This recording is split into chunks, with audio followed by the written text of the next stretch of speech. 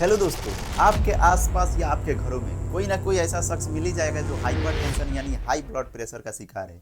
तो इसलिए ये वीडियो लेकर आया हूं ताकि आपको सब कुछ बता सकूं हाई ब्लड प्रेशर के बारे में।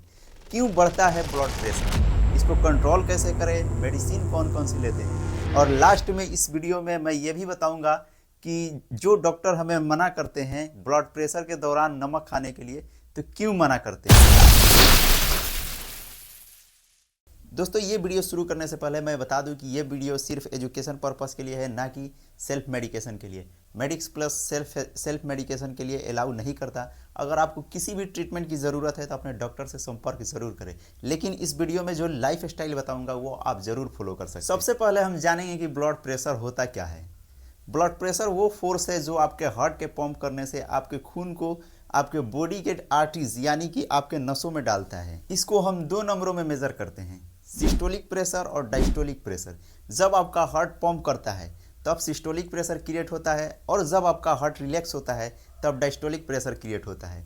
इसको मेजर करने के लिए जो इंस्ट्रूमेंट हम यूज़ करते हैं वो है स्फिग्मोमेनोमीटर। ब्लड प्रेशर के 5 स्टेज होते हैं: normal blood pressure, elevated blood pressure, hypertension stage 1, hypertension stage 2 और हाइपरटेंशन क्राइसिस। पहला आता है नॉर्मल ब्लड प्रेशर, जिसमें सिस्टोलिक 120 और डायस्टोलिक 80 mmHg होती है, जो कि हेल्दी और सेफ ब्लड प्रेशर होता है।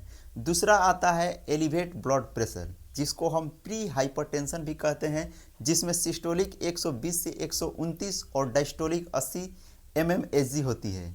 तीसरा आता है हाइपरटेंशन स्टेज 1, जिसमें सिस्टोलिक 130 से 139 और डायस्टोलिक 80 से 89 mmHg होता है। इस स्टेज में लाइफ स्टाइल चेंज करने की ज़रूरत पड़ती है और हो सकता है कि मेडिकेशन की भी ज़रूरत पड़े। और चौथा आता है हाइपरटेंशन स्टेज 2, जिसमें सिस्टोलिक 140 और डायस्टोलिक 90 mmHg होता है। इस स्टेज में मेडिकल ट्रीटमेंट और लाइफ स्टाइल चेंज करनी ज़रूरी हो जाती है। आप लोग सोच रहे होंगे कि ये लाइफ स्टाइल चेंज करने से ब्लड प्रेशर पर असर कैसे पड़ती है, तो ये मैं आप लोगों को वीडियो में आगे बताऊंगा। अब आती है लास्ट और 5वीं स्टेज, हाइपरटेंशन क्राइसिस, जिसको हम इमरजेंसी स्टेज भी कहते हैं, जिसमें सिस्टोलिक 180 और डायस्टोलिक 120 mmHg हो जाती है, और इस स्टेज में हमें हॉस्पिटलाइज्ड भी होने की ज़रूरत पड़ सकती है। हाई ब्लड प्रेशर होता क्यों है? हाई ब्लड प्रेशर होने का रीज़न तो बहुत हो सकता है। सबसे पहले नंबर पर जो आता है वो है ज़्यादा नमक खाना।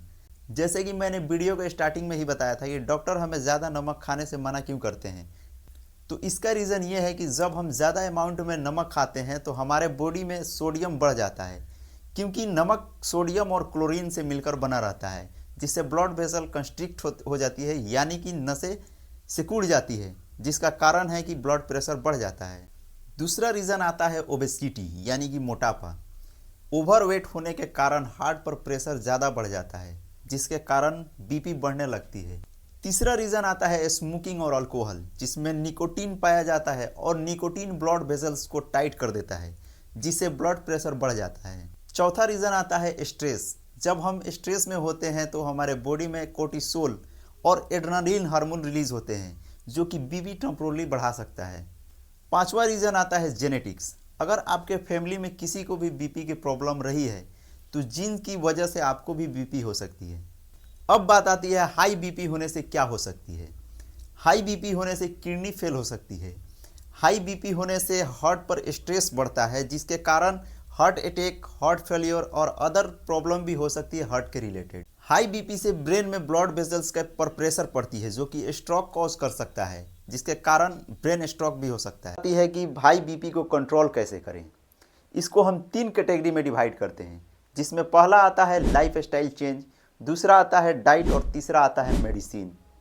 लाइफ स्टाइल में हम क्या चेंज करके बीपी को कंट्रोल कर सकते हैं। सबसे पहला नंबर पर आता है एक्सरसाइज करें।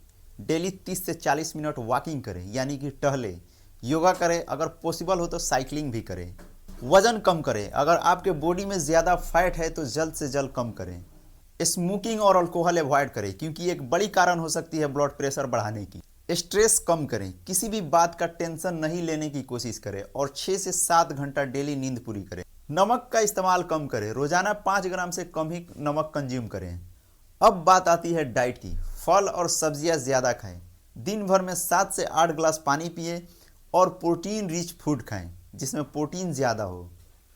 अब बात आती है मेडिसिन से बीपी कंट्रोल कैसे करते हैं।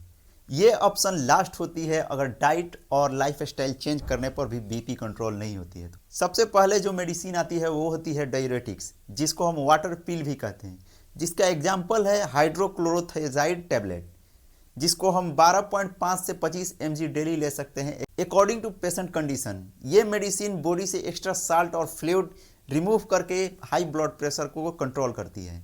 दूसरा आता है बीटा ब्लॉकर। ये मेडिसिन हार्ट रेट को स्लो करके बीपी को कंट्रोल करता है, जिसका एग्जाम्पल है मेट्रोप्रोलोल टैबलेट, जिसको हम 25 mg से 100 mg डेली ले सकते हैं अकॉर्डिंग टू पेशेंट कंडीशन। तीसरा आता है एस इनहिबिटर। ये मेडिसिन ब्लड वेसल्स को रिलैक्स करता है जिससे बीपी कंट्रोल हो जाता है, जिसका एग्जाम्पल है लिसिनोप्रिल टैबलेट, जिसको हम 10 mg से 40 mg डेली लेते हैं according to patient condition. Calcium channel blocker. ये मेडिसिन ब्लड फ्लो को इंप्रूव करता है जिससे बीपी कंट्रोल हो जाती है। इसका एग्जाम्पल है एमेलोडाइपिन टैबलेट, जिसको हम 2.5 से 10 mg डेली ले सकते हैं अकॉर्डिंग टू पेशेंट कंडीशन। दोस्तों, अगर ये वीडियो अच्छी लगी है तो इस वीडियो को लाइक करें और चैनल को सब्सक्राइब करें ताकि ऐसे ही इंफॉर्मेटिव वीडियो और भी आगे देख सकें।